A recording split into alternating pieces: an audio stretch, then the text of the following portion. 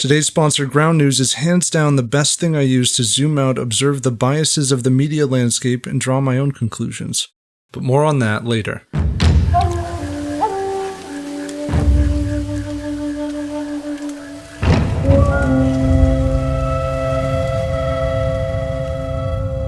From a distance, the castle resembles a dying candle, yielding to the shadows. The lord of the fortress is a man called Udono. Elsewhere, the clan that he serves holds captive the wife and son of a young and fearsome commander, later known as Tokugawa Ieyasu. The forces of Ieyasu have reached the castle undetected, and so the fate of Udono is sealed. Guards are struck down with such silence that it's said that the defenders believe the attack is coming from traitors inside the walls.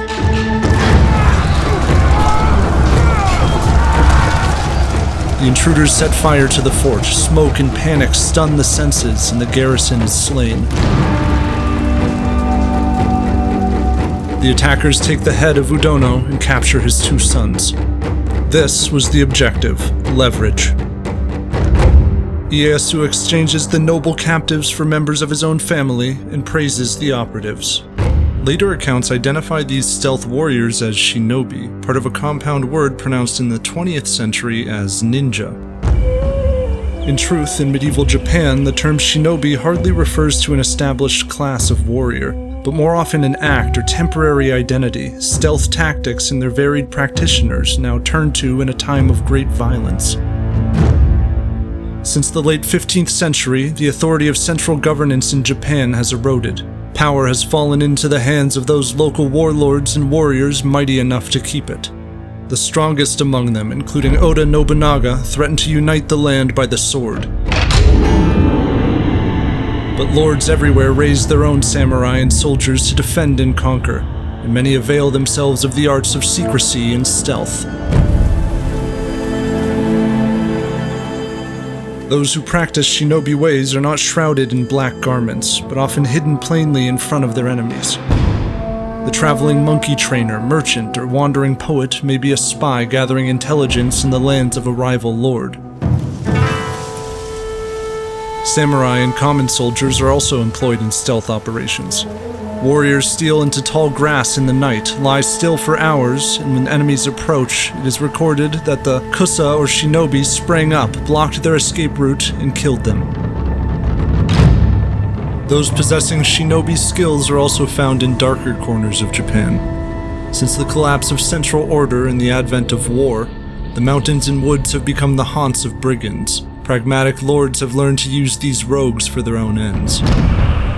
One clan records that these pillaging bandits, at once reviled and admired, were granted a stipend as part of a warlord's army. They skillfully looked for thieves in our own province, found them, and slit their throats. The mastery of stealth attributed to some of these rogues stokes fear even among the lords of great castles. A member of the Hojo clan learns hundreds are coming and warns, "It is the cold time of year, so shinobi would not approach unless it is a moonlit night. Nevertheless, rotate the watchmen 3 times during the night, roll down the stones, throw torches, and observe everything around you." War has divided Japan, but order will be restored by a great bloodletting. Oda Nobunaga of the Oda clan has marshaled tens of thousands of samurai and soldier recruits, including divisions that use arquebus firearms, first introduced by the Portuguese in 1543. If he intends to subjugate his rivals, Nobunaga must also venture into those lands carved by mountains and precarious passes. The small and allied regions of Koka and Iga. They are not governed by bellicose warlords, but rather confederacies of jisamurai. Rural samurai with strong links to the common folk. Resolved to defend themselves from invasion, the people of Iga and Koka have honed skills in espionage, stealth, and guerrilla tactics, alongside traditional warfare. It was men from Koka recruited to attack Udono. As Nobunaga advances into neighboring regions, the fighters of Iga and Koka go to aid the resistors, with little success. Nobunaga overthrows the remnants of the central shogunate government, and to celebrate the new year of 1574, he proudly displays the skulls of several esteemed enemies coated in gold. He then proceeds to eradicate the Koka Confederacy. In 1579, the son of Nobunaga invades Iga, for they have defied the authority of his father and slain soldiers sent earlier. But Iga spies have tracked his movements. Warriors ambush thousands of the invaders at rocky junctures and cut them down in valleys and rice fields. Nobunaga castigates his son for such a deadly failure. That is unspeakable, it is miscreant. If your composition really is like this, I shall not permit the parental tie between us to continue.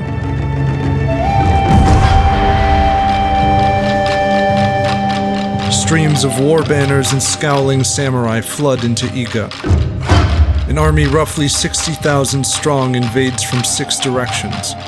This is the vengeance of Oda Nobunaga. Nowhere is safe. The invaders systematically break the land, torching homes and slaughtering the families of Iga warriors, massacring forts of defenders and Buddhist temples. It's recorded. The corpses of priests and laymen were piled high in the courtyard, or lay scattered like strange autumn leaves lying deep of a mourning. After forces under his son capture a key castle, Nobunaga arrives in Iga to survey the crumbling lands of his enemies. A later account tells that 3 Iga shinobi emerge from hiding and bombard his party with small cannons. They kill several of his companions, but Nobunaga survives. One final stronghold of resistance remains in Iga.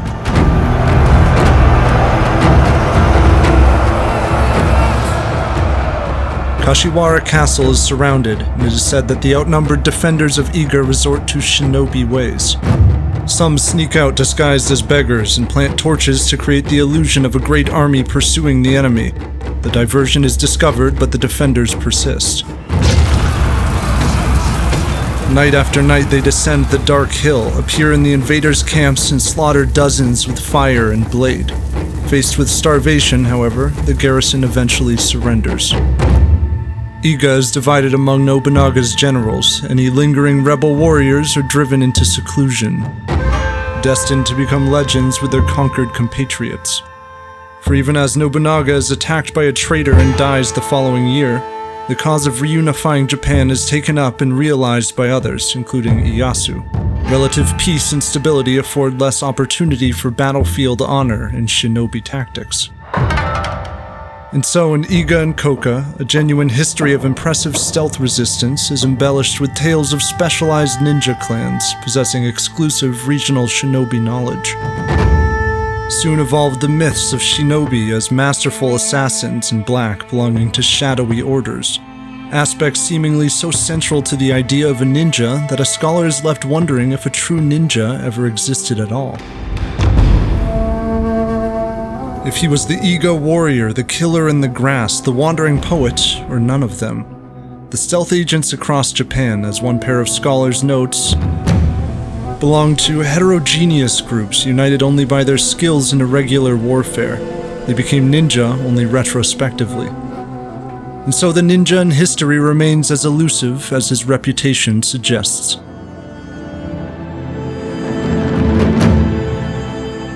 Certain commanders that employed ninja-style warfare were inspired by the ancient Chinese military tactics of Sun Tzu. Japan and China actually still share strategic ties, but it's barely covered by the media. I'm not surprised. I feel like the news is dominated by a handful of stories from outlets with their own biases. I recently solved this by using Ground News, an app and website that combines articles from around the world and provides context often missing in mainstream media. Here's an article on Japan and China's recent leadership talks, and look how useful this is. Out of 30 articles, I can see 96% are coming from center and right-leaning sources, meaning that left outlets may have what Ground News calls a blind spot. It's enlightening to compare the distinct narratives between, say, the Japanese government and corporate-owned sources.